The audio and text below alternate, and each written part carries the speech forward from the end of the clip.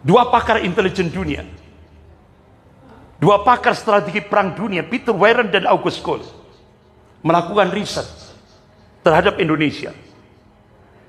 Hasil risetnya disampaikan oleh Bapak Prabowo. Diprediksi 2030 sudah tidak ada lagi Indonesia. Tahun 2030 sudah tidak ada lagi Indonesia. Yang adalah Indo-Cina. Oleh siapa? Mafia Taipan dan komunis Cina. Mafia Taipan itu 9 naga. Dan komunis Cina.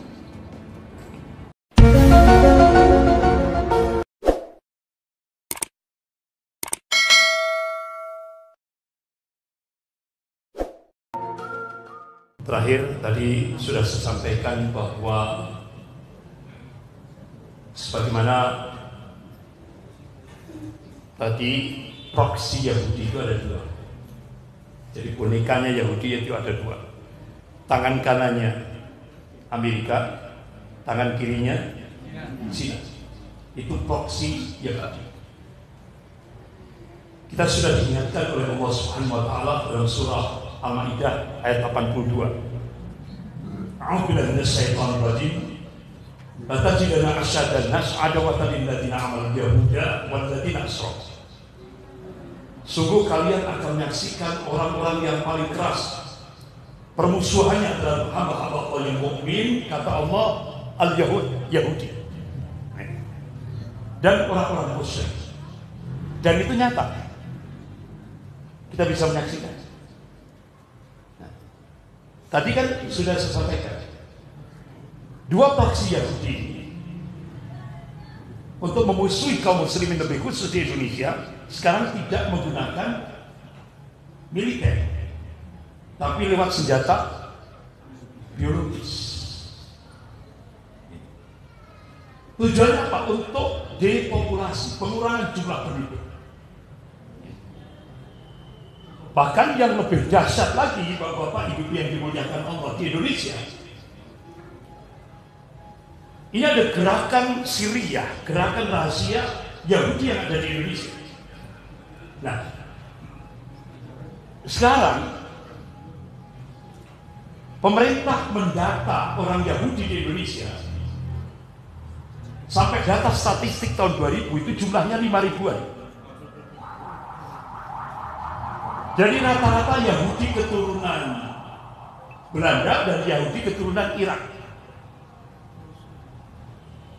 Mayoritas berada di Minahasa, Sulawesi Utara, Manado.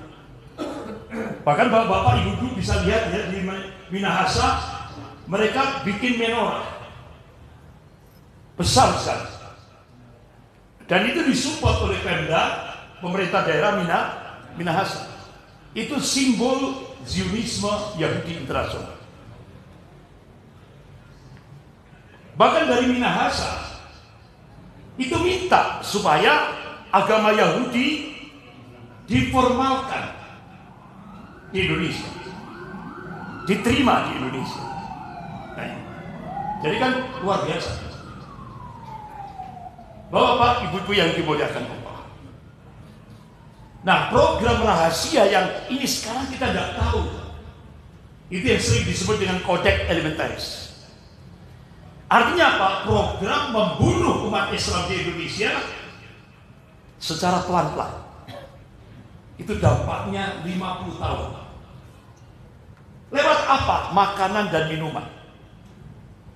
Itu namanya program Codex Alimentarius. Fluoride, MSG dan aspartam. Itu luar biasa. Sampai akhirnya korbannya siapa? Menteri Kesehatan, Profesor Dr. Siti Fadila Supari. Beliau satu-satunya Menteri Kesehatan yang berani melakukan perlawanan terhadap program Codex Alimentarius. Beliau pakar vaksin, pakar virus. Akhirnya apa yang terjadi? Akhirnya tokoh-tokoh dari komandan-komandan keamanan Amerika yang pusatnya di Pentagon, beberapa senator Amerika datang ke Indonesia, minta kepada Presiden SBY supaya Bu Siti Fadila Supari diberhentikan dari Menteri Kesehatan. Jadi ternyata untuk menggoncang Amerika itu cukup dengan seorang ibu. Jadi nggak perlu Kopassus. Cukup dengan seorang ibu dengan tulisan agenda hariannya diterjemahkan dalam bahasa Inggris. Goncang Amerika, terbongkar. Bahkan beliau melakukan sidak di Laboratorium Angkatan Laut Namru II, yaitu di sebelah gedung percetakan keuangan negara.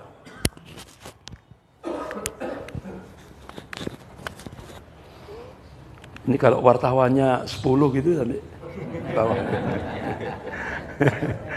Bapak-bapak, ibu-ibu yang dimuliakan Allah. Ya.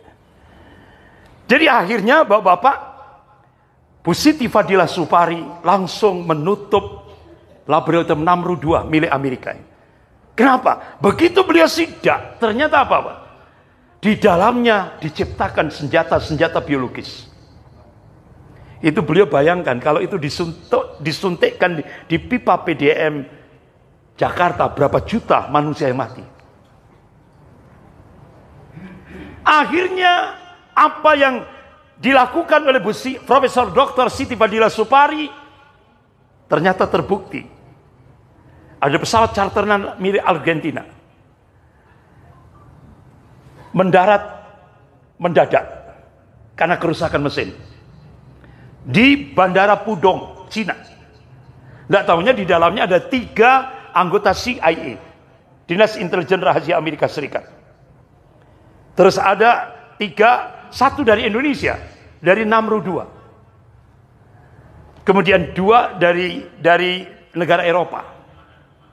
Ternyata pesawat yang turun mendadak ini tadi di Bandara Pudong itu isinya virus, Pak, yang akan disebarkan lewat udara. Akan disebarkan di kawasan Afrika. Untuk apa? Membunuh orang Afrika. Ini. Jadi dampaknya itu besar, Pak, proyek Codex Alimentarius ini. Itu dokter-dokter melakukan riset, itu dampaknya itu 40 tahun setelah itu. Nah, akhirnya Dr. Gerrit Even, konferensi pers di Brussel, Belgia. Apa? Ternyata gerakan Codex Alimentarius itu bisa dilawan dengan Tibun Nabawi. Sehingga akhirnya Dr. Gerrit Even, itu tokohnya Zionis Yahudi di Brussel, Belgia, marah dia bahwa gerakan Tibun Nabawi itu teroris. Jadi kalau kita minum madu itu teroris. Kita minum habatus sauda teroris. Kita minum minyak zaitun teroris. Kita minum air zam-zam teroris. Kita bekam syar'i teroris. Itu, Pak. Oleh karena itu, bapak-bapak, ibu-ibu yang dimuliakan Allah, Profesor Dr. Siti Fadila Supari baru saja saya undang ke Malang. Ditanya oleh jamaah, Bu, bagaimana tentang vaksin? Saya menolak. Coba, mantan Menteri Kesehatan, beliau tolak vaksin. Kenapa? Itu berbahaya bagi tubuh kita. Allah sudah ciptakan imun, itu sudah ciptaan Allah, jangan diganggu. Nah, bagaimana, Bu, yang sudah terlanjur sampai vaksin apa booster dan sebagainya itu? Ya kan? Bagaimana kalau yang sudah terlanjur? Apa sarannya, Bu Profesor Dr. Siti Fadila Supari? Seminggu yang lalu saya undang di Malang. Tibun Nabawi. Minum madu. Minum habatus sauda, minyak zaitun, air zam-zam, bekam syar'i. Insya Allah itu akan jadi penetral dari vaksin yang sudah dimasukkan ke tubuh kita. Itu sudah, itu kuncinya. Dan ke depan ini akan terjadi lagi virus-virus baru yang akan disebarkan di Indonesia. Karena ini program depopulasi. Bahkan puncaknya nanti kita akan dipasang chip. Kalau enggak, otomatis kita enggak bisa bergerak. Ini jahatnya Yahudi. Ini yang jahatnya Yahudi. Makanya Tibun Nabawi ini benar-benar yang dicontohkan oleh Rasulullah SAW. Kita harus ittiba kepada beliau. Karena Rasulullah sebagai uswatun hasanah. Jadi nanti ada virus-virus baru. Karena peperangan nanti bukan peperangan militer. Tapi sudah menggunakan senjata biologis. Selamatkan keluarga kita. Selamatkan jamaah masjid kita. Selamatkan lingkungan kita. Makanya Profesor Dr. Siti Fadila Supari mengingatkan, ayo Tibun Nabawi, gunakan herbal, obat-obatan herbal. Ini Pak, ini solusi yang diberikan oleh beliau. Nah, kembali ke, kok enggak kena ini remote anunya.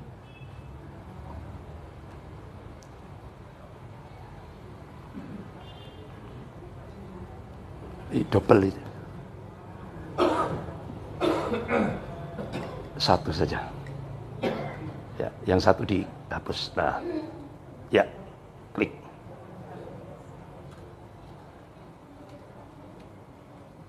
Nah, bukan yang tadi. Bukan, hapus. Ini dihapus aja.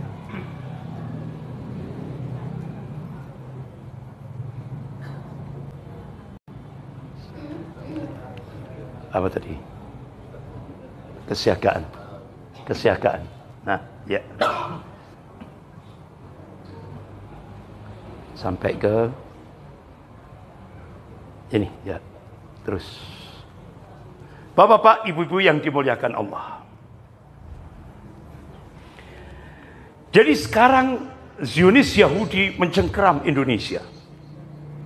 Implikasinya apa, bapak-bapak, ibu-ibu yang dimuliakan Allah? Zionisme Yahudi di Indonesia ini. Bahkan sampai Jenderal Sumitro. Ini Jenderal Angkatan Darat yang paling killer. Jenderal Sumitro. Beliau tulis buku diberi judul Dari Pangdam Mula Warman hingga Pangkop Kamtib. Beliau mengungkap gerakan Zionis Yahudi di Indonesia ini, ya, itu sampai ini Ipolisasbut Hankam, semua lini dimasuki oleh dia. Bahkan kantor dagang Israel yang ada di Jakarta itu cuma kamuflase saja. Itu ternyata digunakan operasi intelijen Mossad. Pengendalinya mana? Singapura. Itu pengendalinya. Makanya kenapa Ustadz Abdul Somad di stop? Tidak boleh masuk Singapura. Karena Singapura itu satelit Israel wilayah Asia Tenggara. Cukup takut terhadap seorang ulama. Karena dulu Singapura itu 93% Muslim Melayu. Nah, karena umat Islam Singapura waktu itu buta politik, yang dilihat cuma casingnya saja.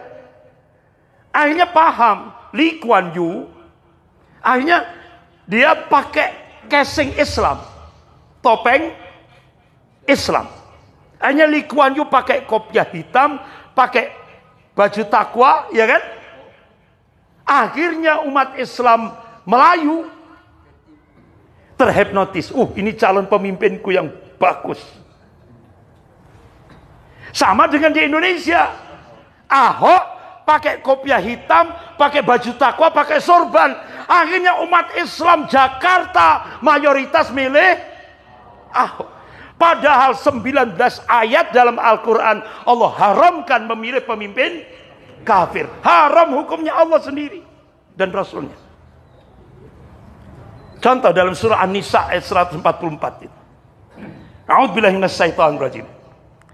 Ya ayyuhalladzina amanu la tattakhidul kafirina awliya min dunil mu'minin at-turidu an tas'alu lillahi 'alaikum sultanan mubina. Hai orang-orang yang beriman, janganlah kamu menjadikan orang-orang kafir itu sebagai pemimpinmu dengan meninggalkan orang-orang mukmin. Inginkah kalian mengadakan satu alasan yang nyata bagi Allah untuk menyiksamu? Sampai seperti itu Allah tegaskan. Haram hukumnya. Tapi ternyata di Jakarta mayoritas umat Islam pilih Ahok. Kenapa itu bisa terjadi? Karena min amplopi bin fulus. Ini Pak. Padahal Ahok sudah disetting oleh Cina. 2019 Ahok harus jadi RI 2. 2024 Ahok harus jadi RI 1. Tapi wa makar Allah wallahu khairul makirin. Mereka membuat makar, tapi Allah balas makar mereka, dan Allah sebaik-baik membuat makar. Allah plesetkan ucapan Ahok di Kepulauan Seribu. Ahok melecehkan surah Al-Maidah ayat 51. A'udzubillahi minasyaitonir rajim. Ya ayyuhalladzina amanu. Hai orang-orang yang beriman. La tattakhidul yahuda wan nasara auliya. Janganlah kamu menjadikan orang-orang Yahudi dan Nasrani sebagai aulia, sebagai pemimpinmu. Ba'duhum auliya'u ba'din. Sebagian mereka menjadi pemimpin sebagian yang lain. Allah tegaskan, wa may yatawallahum minkum fa innahum minhum. Barang siapa menjadikan orang-orang Yahudi dan Nasrani sebagai pemimpinnya, maka dia termasuk golongan mereka, kata Allah. Innallaha la yahdil qaumadz zalimin, dan Allah tidak memberi petunjuk pada orang-orang yang zalim. Akhirnya apa yang terjadi? Kementerian Agama merubah terjemahan Al-Quran seluruh Indonesia. Gara-gara Ahok diperintah oleh Cina. Akhirnya Bapak kalau sekarang beli terjemahan Al-Quran surah Al-Maidah ayat 51, terjemahannya bukan pemimpin, tapi teman setia. Coba aulia diterjemahkan teman setia. Padahal kalau teman setia itu kan bitona, iya kan? Bukan aulia. Gara-gara Cina, terjemahan Al-Quran seluruh Indonesia dirubah, termasuk di Pekanbaru. Atas perintah Cina. Xi Jinping. Ini. Nah ini coba Bapak beli Al-Quran terjemahan. Beli. Sudah dirubah. Aulia diganti kawan setia. Astagfirullah. Gara-gara satu Cina. Ini. Bapak-bapak, ibu-ibu yang dimuliakan Allah. Jadi ternyata implikasi Zionisme Yahudi di Indonesia itu, umat Islam akan diliberalkan. Dengan sebuah nota diplomatik dengan kode referensi Beijing 1448. Isinya apa? Kementerian Luar Negeri Cina akan melakukan akselerasi percepatan menjadikan Indonesia sebagai sebuah negara sekuler. Sehingga akhirnya Wakil Perdana Menteri Cina Liu Yangdong hari Rabu 27 Mei 2015 pidato di Auditorium FISIP Universitas Indonesia di depan akademisi mahasiswa-mahasiswa. Syarat Indonesia mendapatkan bantuan hutang tahap pertama 647 triliun. Agama harus disingkirkan dalam kehidupan berbangsa dan bernegara. Benar? Akhirnya Profesor Yudian Wahyudi diangkat menjadi Kepala Dewan Pembinaan Ideologi Pancasila. Selesai diangkat di Istana Negara, beliau memberikan statement. Agama musuh terbesar Pancasila. Agama musuh negara. Start 2016. Kalau dulu musuh Pancasila itu PKI. Start 2016 sampai sekarang musuh negara adalah agama. Sehingga akhirnya Mendikbud, Menteri Pendidikan dan Kebudayaan Pak Nadiem Makarim melonceng roadmap pendidikan nasional 2020-2035. Sudah tidak ada lagi agama. Akhirnya dua ormas besar, Muhammadiyah dan Majelis Ulama Indonesia Pusat, tanya kepada Mendikbud, apakah generasi Indonesia 15 tahun ke depan 2020 sampai 2035 dijadikan generasi ateis, komunis? Tidak ada jawaban. Selang berapa saat muncul peraturan pemerintah tentang standar pendidikan nasional, tidak ada lagi mata pelajaran Pancasila dan mata pelajaran bahasa Indonesia, dihapus. Selang berapa saat muncul lagi peraturan pemerintah, apa? Mahasiswa-mahasiswi diperbolehkan melakukan free sex tanpa ikatan pernikahan. Ini resmi negara untuk melaksanakan gerakan sekulerisme. Ini Bapak-bapak, ibu-ibu yang dimuliakan Allah, ujung-ujungnya ideologi Pancasila akan diganti komunis.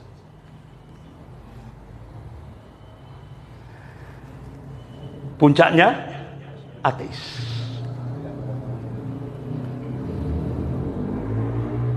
Astagfirullah. Ini, begitu saya dipanggil mantan Panglima TNI, ngeri Pak.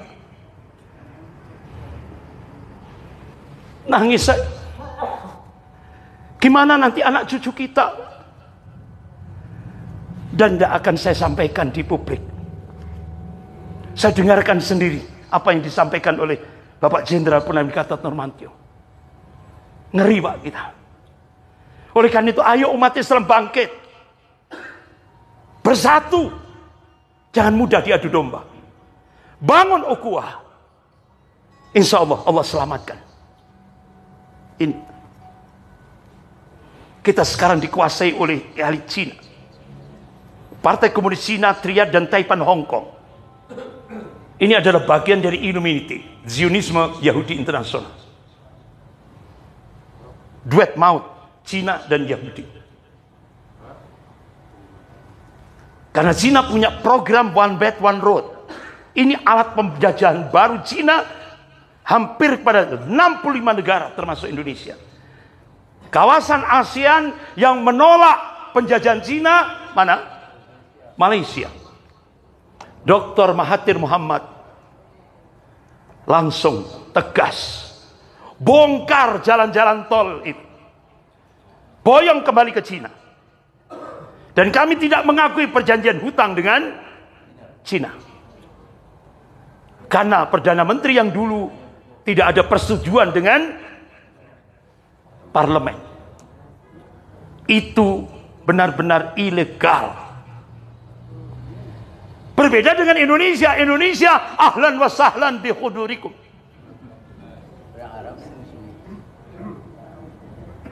Ini Pak. Bapak-bapak, ibu yang dimuliakan Allah. Inilah strategi Cina yang sekarang yang dilakukan untuk Indonesia, one country and two system. Satu negara tapi dua sistem. Elaborasi ideologi sosialis komunisme dan sekuler kapitalisme. Ini digunakan dengan di backup oleh militer Cina, yaitu tentara merah. Makanya mantan Gubernur DKI Pak Sutioso, Jenderal Sutioso, yang dulu mantan kepala BIN, Badan Intelijen Negara. Dampak Indonesia dapat bantuan hutang tahap pertama 647 triliun. Wakil Perdana Menteri Cina Liu Yangdong pidato di auditorium FISIP Universitas Indonesia hari Rabu 27 Mei 2015, 10 juta rakyat Cina daratan wajib masuk ke Indonesia. Target 2020 harus genap 10 juta. Kemudian 2022 start bulan April tahap kedua. Dan Presiden sudah mengumumkan. Sudah kan? Start bulan April akan berbondong-bondong lagi rakyat Cina daratan masuk ke Indonesia. 10 juta sudah selesai. Hanya pemerintah menyiapkan 19 bandara, udara dan laut untuk menyongsong, bukan buruh Pak, itu tentara merah. Akhirnya utusan dari Mabes Angkatan Darat datang ke pesantren-pesantren, termasuk ke pesantrennya Ustadz Muhammad Zulkifli Ali, termasuk ke pesantren saya di Malang. Datang, Ustadz,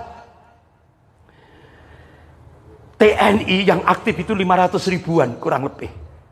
Sementara tentara merah sudah 10 juta. Kita TNI tidak akan mampu kalau tidak ditopang oleh umat Islam. Umat Islam wajib menyelamatkan NKRI. Makanya kenapa Jenderal Purnawirawan Gatot Nurmantio memberikan statement, benteng terakhir negara kesatuan Republik Indonesia ini adalah umat Islam. Itu. Dua pakar intelijen dunia, dua pakar strategi perang dunia, Peter Warren dan August Cole, melakukan riset terhadap Indonesia. Hasil risetnya disampaikan oleh Bapak Prabowo. Diprediksi 2030 sudah tidak ada lagi Indonesia. Tahun 2030 sudah tidak ada lagi Indonesia. Yang adalah Indo-Cina. Oleh siapa? Mafia Taipan dan komunis Cina. Mafia Taipan itu 9 naga. Dan komunis Cina. Bahkan dua mantan Panglima TNI, yaitu Bapak Jenderal Purnawirawan Djoko Santoso dan Bapak Jenderal Purnawirawan Gatot Nurmantio, merespon hasil riset dua pakar intelijen dunia ini bisa lebih cepat daripada tahun 2030. Ini. Jadi ternyata konspirasi mafia Taipan dan komunis Cina ini menjebol kedaulatan Republik Indonesia ini dengan dua proyek besar, yaitu proyek Mikarta dan proyek reklamasi. Dan satu-satunya gubernur yang berani menggagalkan dua proyek besar untuk menjebol kedaulatan Indonesia, siapa? Pak Anies Baswedan. Satu-satunya gubernur yang berani menolak penjajahan Cina dengan dua proyek besar, Mikarta dan reklamasi. Pak Anies Baswedan. Cukup dengan tanda tangan. Luhut mencak-mencak itu kan, marah kan? Luhut marah. Tapi Pak Anies Baswedan tenang saja. Elegan beliau. Tenang. Tidak ada rasa gelisah. Tenang. Luhut marah sampai melotot matanya. Tapi beliau punya power. Sebagai gubernur. Punya power. Punya kekuasaan. Oleh karena itu kenapa Pak Anies Baswedan setelah kita berhasil melakukan perlawanan terhadap kolonialisme Cina, ayo umat Islam se-Indonesia kita selamatkan NKRI lewat gerakan perubahan yang dilakukan oleh Pak Anies Baswedan. Ini ternyata proyek Mikarta Itu grand design Cina untuk mengintegrasikan Indonesia ke cakupan wilayah ekonomi Cina. Jadi kalau kekhawatiran ini benar-benar terjadi, maka Cina dalam jangka panjang sistem pengelolaan infrastruktur pelabuhan laut, bandara akan dikendalikan pemerintah Cina. Dengan begitu berarti skema kerjasama ekonomi yang dibangun dengan pemerintah Indonesia sejatinya merupakan entry point, pintu masuk bagi penguasaan Cina terhadap sektor pertahanan dan kemiliteran Indonesia. Yang pada perkembangan akan menggerus kedaulatan wilayah nasional Indonesia. Itulah yang disebut dengan bencana geopolitik. Jadi diprediksi 2030 di Indonesia akan terjadi bencana geopolitik. Apa Pak bencana geopolitik? Indonesia sudah tidak punya lagi wilayah kedaulatan. Karena kedaulatan sudah dikuasai Cina. Bahkan ini road to the president. Ahok sudah disiapkan oleh Cina. 2005 dia menjadi Bupati Belitung Timur. 2009 dia jadi anggota DPR Komisi 2. 2014 dia jadi Gubernur DKI Jakarta.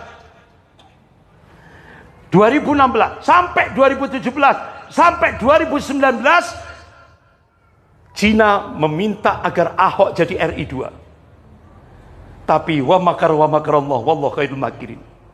Mereka membuat makar, tapi Allah balas makar mereka. Dan Allah sebaik-baik pembuat makar. Allah munculkan seorang ulama. Siapa? Habib Rizik Syihab. Begitu Ahok diplesetkan oleh Allah ucapannya di kawasan Kepulauan Seribu, akhirnya Habib Rizik Syihab minta kepada umat Islam dari Sabang sampai Merauke bangkit. Akhirnya muncul peristiwa 411, puncaknya 212. Allahu Akbar. Tanpa undangan berkumpul umat Islam dari Sabang sampai Merauke di Monas. 13.500.000 orang tanpa undangan. Allahu Akbar. Benar-benar itu karunia Allah diturunkan untuk menyelamatkan Indonesia. Akhirnya Ahok gagal, diganti oleh Kiai Ma'ruf Amin. Ini. Tapi Cina ingin berusaha 2024 Ahok jadi RI 1. Tapi ternyata Menko Polhukam Pak Mahfud MD sudah memberikan statement, Ahok sudah tidak boleh lagi menjadi pejabat. Walaupun sekarang jadi komisaris Pertamina. Ahok sudah tidak boleh lagi jadi menteri, jadi tidak boleh, karena itu napi, iya kan? Alhamdulillah sudah di-cut lewat Menko Polhukam, di-cut. Sehingga akhirnya apa yang diinginkan oleh 9 naga, ada pertemuan di Pulau G. Ada 3 opsi yang diminta oleh 9 naga yang sudah menguasai Indonesia, yang sering kita sebut dengan oligarki. Jadi yang berkuasa di Indonesia itu oligarki. Apa oligarki itu? Cino.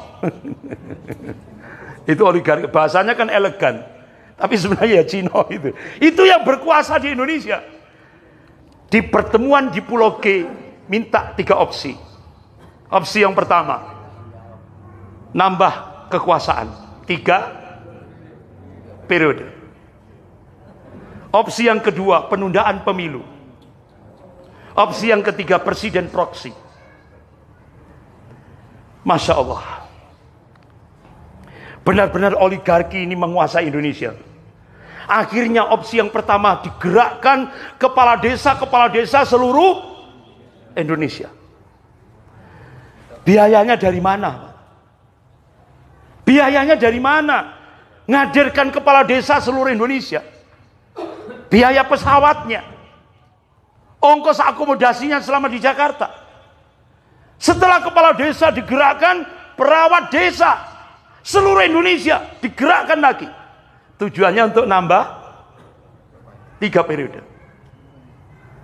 Wa makar Allah wallahu khairul makirin. Allah ingatkan dalam surah Al-An'am ayat 129. A'udzubillahi minasyaitonir rajim. Wa kadzalika nuwalli ba'dadh dhalimina ba'dha bima kanu yaksibun. Yang demikian ini kata Allah, kami jadikan sebagian orang zalim dengan sebagian orang zalim saling ini. Allah benturkan. Sehingga akhirnya muncul isu Soekarno akan dihabisi. Sehingga geng yang zalim dengan geng yang zalim saling akhirnya gagal. Bude. Apa bude? Mak. Ya. Akhirnya langsung memberikan penegasan. Stop. Tidak boleh. Cukup 2 periode saja. Nah, qala mak. Ya kan? Akhirnya Mahkamah Konstitusi langsung melaksanakan keputusan mak. Kalau di Jawa bude. Ya kan? Nah itu. Langsung Mahkamah Konstitusi tidak boleh lagi. Cukup 2 periode saja. Nah ternyata ada lagi skenario. Jadi RI 2. Ya Allah. Rakus sekali, Pak. Rakus sekali. Dilarang. Stop. Berarti opsi pertama gagal. Opsi kedua, penundaan pemilu. Hanya muncul wanita emas. Siapa? Isnaini ya? Isnaini ya? Wanita emas. Wah vulgar itu, Pak. Oh saya dizinai ketua KPU di sini, di hotel ini, di hotel. Iya kan? Vulgar, Pak. Vulgar itu. Jadi nampak sandiwaranya itu kok nampak gitu. Iya kan? Nah itu. Alhamdulillah.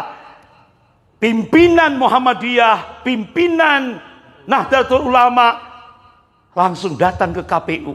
Jalankan sesuai dengan ketetapan. Alhamdulillah. Gagal sudah. Penundaan pemilu. Tapi ternyata mereka berusaha, Pak, untuk menunda pemilu ini. Yaitu dengan Neo-Cortex War. Perang narasi yang tadi saya sampaikan di Mokidimah tadi. Supaya terjadi chaos. Makanya umat Islam jangan sampai terpancing. Kalau umat Islam terpancing, akhirnya chaos, Presiden akan keluarkan dekret. Kalau sudah keluar dekret, pemilu ditunda. Jangan terjebak. Kuatkan kesabaran. Umat Islam, jangan mudah diadu domba. Ayo bersatu. Alhamdulillah, pimpinan pusat Muhammadiyah Profesor Haidar Nasir silaturahmi ke kantor PBNU menemui Kiai Yahya Stakuf.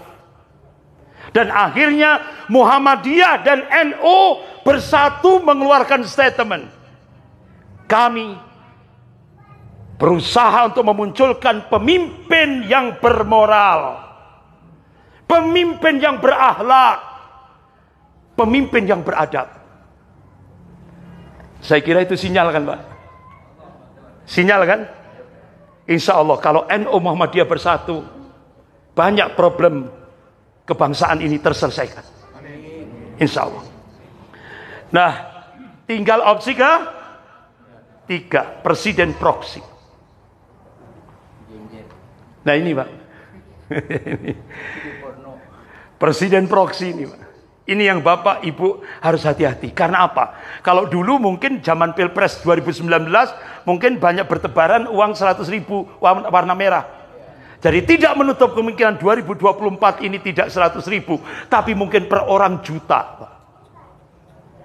Karena apa? Cina menyiapkan anggaran unlimited. Tidak terbatas. Hati-hati, Pak. Di Pekanbaru dan di seluruh Indonesia, hati-hati umat Islam. Karena apa? Yang datang itu bukan uang merah satu itu, bukan. Tidak menutup kemungkinan per orang itu jutaan untuk beli suara. Oleh karena itu jangan kaget. proyek pemiskinan sudah digerakkan, sudah cukup lama sekali. Dan berhasil sekarang. Bahkan pakar ekonom, Pak Faisal Basri, melakukan riset dari Universitas Indonesia. Angka kemiskinan di Indonesia itu sudah 52%. Ini sangat rentan sekali. Jadi proyek pemiskinan di Indonesia berhasil. Kalau sudah rakyat ini miskin, mudah dibeli suaranya. Ini, hati-hati. Bapak-bapak, ibu-ibu yang dimuliakan Allah. Ta'yidullah. Ya kan? Tadi kan Bapak Ibu, ternyata ketika Indonesia ingkar akan nikmat-nikmat Allah, ya Allah, implikasinya besar kan? Ya kan? Dampaknya kan besar sekali tadi. Membuat kita itu apa, Pak? Pesimis akhirnya. Ya kan? Dampaknya besar. Sebagaimana Allah ingatkan dalam surah An-Nahl ayat 112. A'udzubillahi minasyaitonir rajim. Wa daraballahu mathalan qaryatan kanat aminatan mutmainnah ya'tiha rizquha ragadan min kulli makan fakafarat bi an'amillah fadaqallahu libasal ju' wal khauf bima kanu yasnaun. Wa daraballahu mathalan qaryatan kanat aminatan mutmainnah ya'tiha rizquha ragadan min kulli makan. Allah memberikan perumpamaan akan sebuah negeri yang dulunya aman, tenang, tentram, rezekinya melimpah ruah dari segenap penjuru, dari segenap tempat. Ini kalau Indonesia, kalau di Jawa itu namanya gemah ripah loh jinawi. Indonesia itu, Pak. Tapi sayang kata Allah, fakafarat bi an'amillah. Tapi sayang penduduk negeri ini ingkar akan nikmat-nikmat Allah. Salah satu diantaranya agama dipinggirkan dalam kehidupan berbangsa dan bernegara. Akhirnya apa yang terjadi? Fadaqal libasal ju' wal khauf. Allah jadikan negeri ini miskin. Sudah terjadi? Sudah. Indonesia kaya raya sumber daya alamnya. Tapi Indonesia masuk 100 negara termiskin tingkat dunia. Kenapa? Hutangnya yang gede, Pak. Hutangnya yang besar. Jadi bukan terus akhirnya Indonesia masuk 100 negara termiskin itu terus akhirnya rakyatnya tidak punya rumah. Bukan. Tapi hutangnya. Sehingga sekarang ada bayi yang lahir. Sekarang bayi lahir hari ini sudah dikenai harus bayar hutang kepada negara 50 juta rupiah. Bayi lahir sekarang itu sudah nanggung hutang kepada negara 50 juta rupiah. Yang hutang siapa? Yang hutang siapa? Yang bayar? Rakyat. Ini loh, Pak. Bapak-bapak, ibu-ibu yang dimuliakan Allah.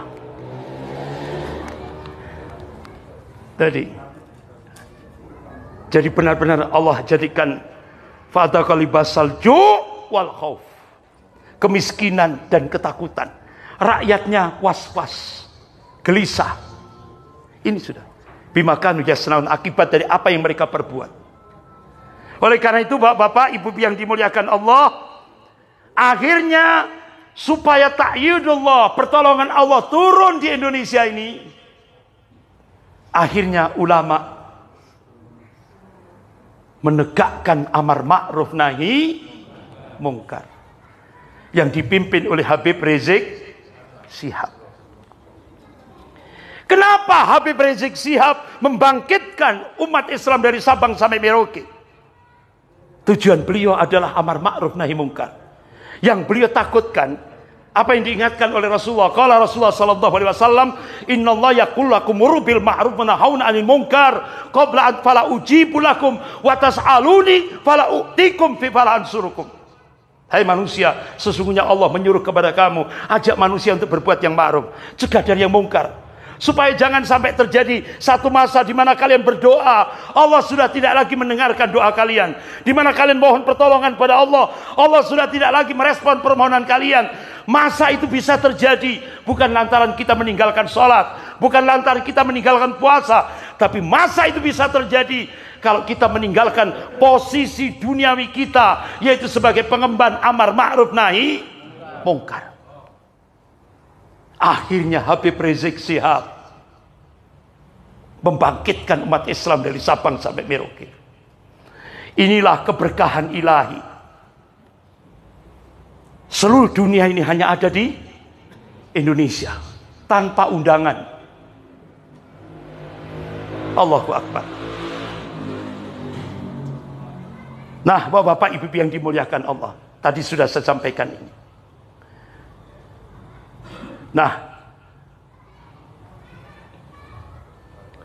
Bapak Ibu yang dimuliakan Allah, ternyata salah satu poin hasil Kongres Partai Komunis Cina tahun 1986 menyebutkan ada 3 hambatan Cina melakukan penetrasi ke Indonesia.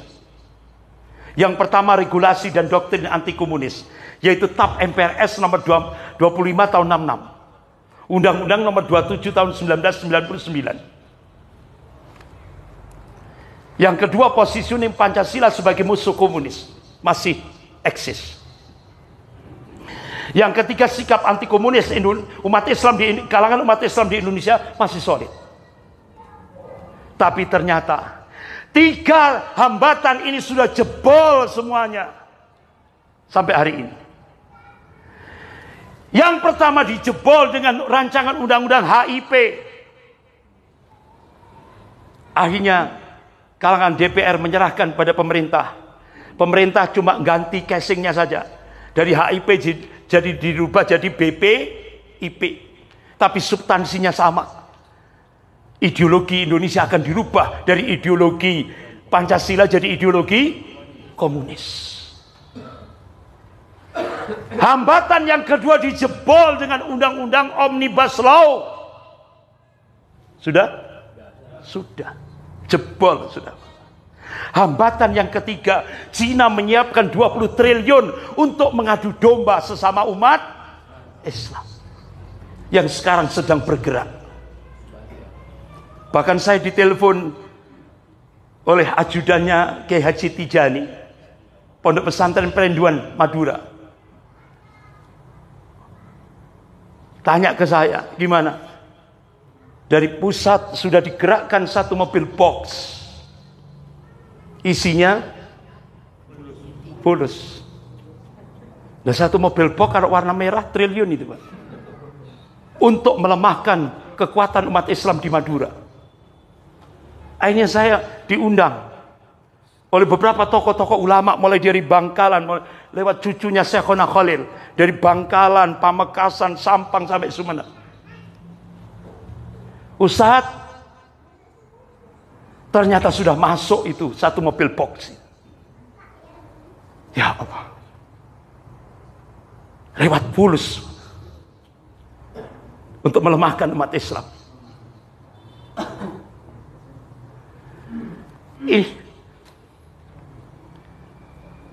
Ya Allah. Tapi nggak usah saya terangkan, tambah sumpek nanti, Pak. Tambah pesimis nanti, nggak usah saya terangkan. Nah, ini jejak-jejaknya sudah, RUU HIP sudah jelas semuanya. Ayo selamatkan agama dan negara dari paham komunisme. Ayo kita selamatkan. Tadi kan sudah saya sampaikan, benteng terakhir negara kesatuan Republik Indonesia adalah umat Islam. Ayo selamatkan agama dan negara ini dari paham komunisme. Saya kira teknisnya kan sudah paham, Pak, ya. Nggak usah saya terangkan. Itu benar-benar saya kira sinyalnya sudah jelas. Ya kan? Ayo. Jangan sampai umat Islam buta politik. Ayo melek politik.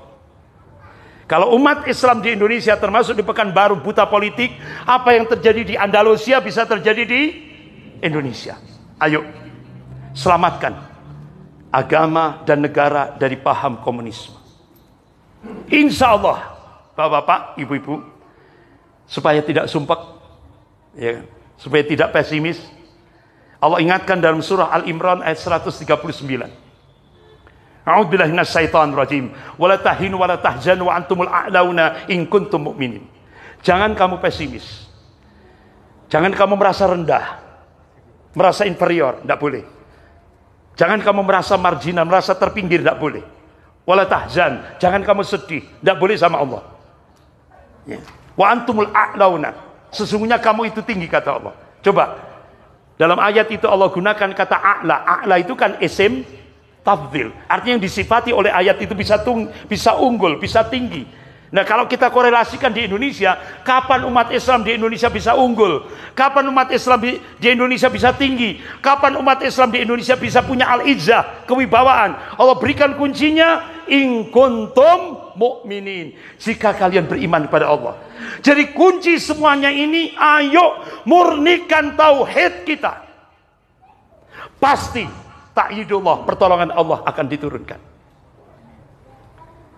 Sehingga bapak-bapak, ibu yang dimuliakan Allah, pertanyaan kita, kenapa sekarang bendera merah putih di Palestina berada di atas, bendera Palestina ada di bawah?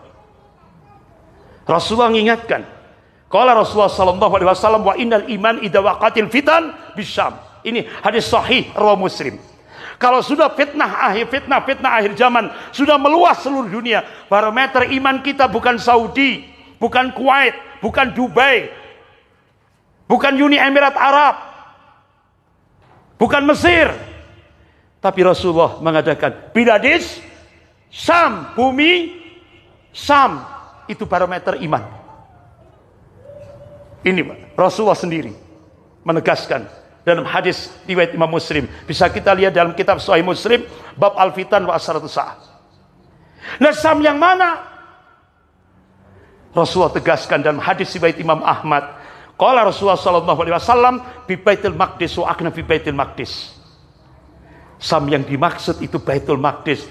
Berarti puncak kemenangan Islam di akhir zaman Allah takdirkan di Palestina.